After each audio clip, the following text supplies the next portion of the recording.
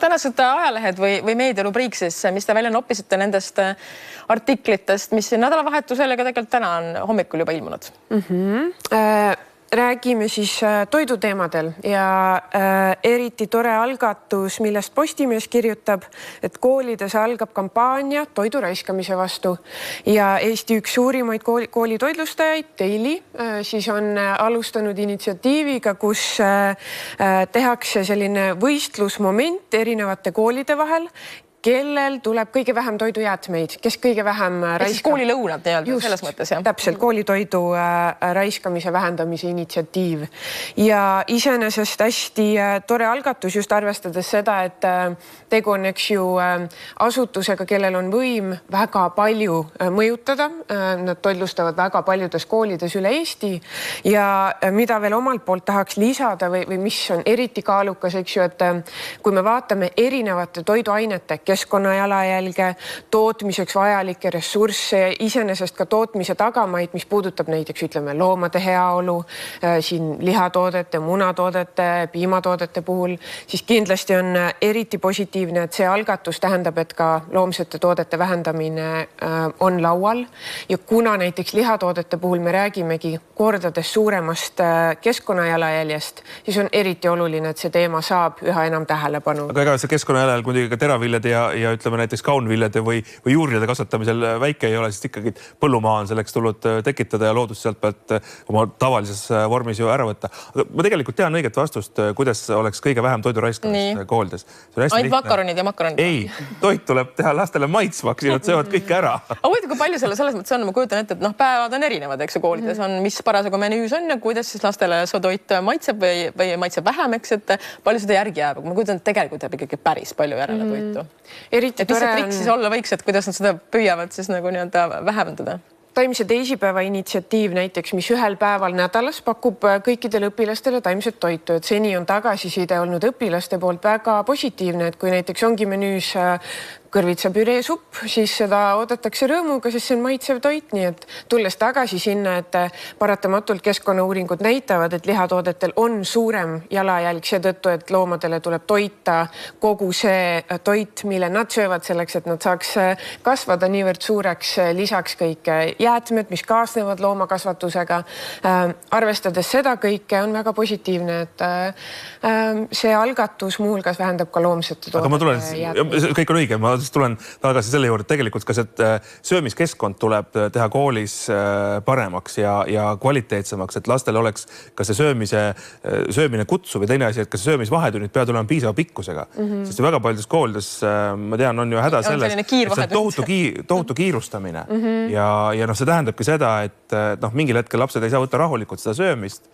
Nad valivadki sealt välja ainult selle, mis on nende jaoks võib-olla ühes toidus mingi maitsev asi, kugistavad selle alla, juba ootab järgmine tund ja mingi tegemine.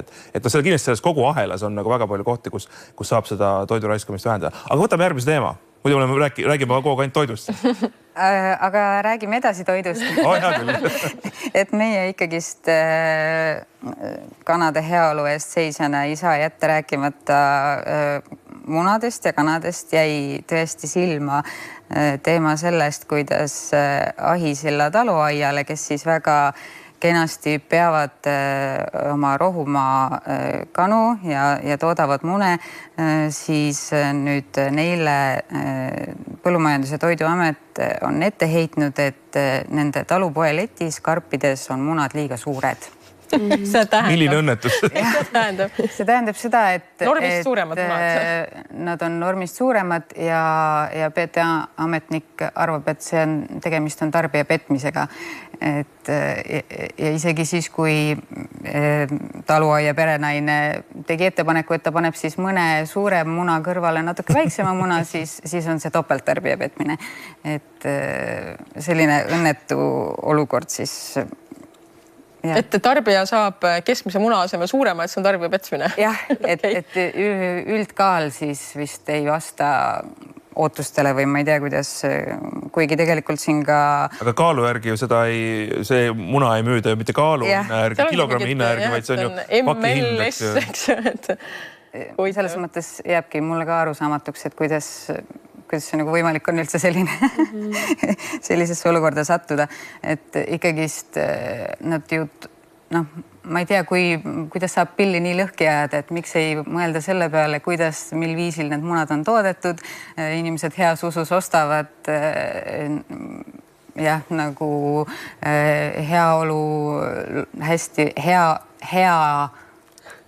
hästi peetud kanade mune hea eesmärgi nimel, et ma ei usu, et seal keegi üldse tuleks selle pealegi, et mõelda, et Kas me viimasel ajal, tuletage meelde, millal te viimasel ajal kodus, mune tarvitades hakkasite mõõtma nende kaalu ja suurust ja olite hädas, et näe, üks muna on suurem kui teine. Saime petta poes. Kusjuures see Ahisilla farm on hästi huvitav näide üldse, et nad on Eesti ilmselt üks ägedamaid näiteid heast loomafarmist. Linnud saavad seal suurel alal ringi liikuda, nad saavad teha kõike, mida ühel kanal heaoluks vaja on.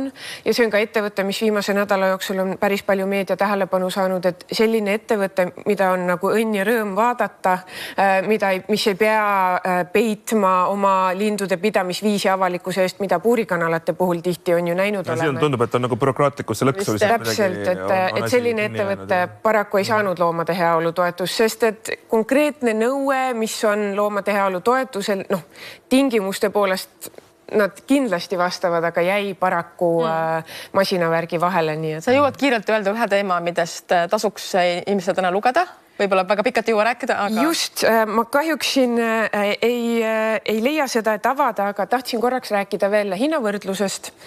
Ja kui me siin toiduteemadel juba mõtteid põrgatame... Toidupoodide hinnavõrdluses. Just täpselt toidukorvi hinnavõrdlus erinevate siin ta on kaupluste lõikes ja vaatasin seal ka veel, et me räägime siin, eks ju, munade teemal, mis on palju tähelepanu pälvinud ja huvitav on see, et hinnavõrdluses enamasti tuuakse välja just puurikanade munad ja kui vaadatagi seda, et seal oli 10 senti, 15 senti keskmiselt ühe puurikana muna hind, eks ju, siis ma tahaksin korraks seda teemat veel laiemaks tuua. Ma praegu ei jõua seda laiemaks. See on täiesti eraldi saatesarja, ütleme teemas laiemaks.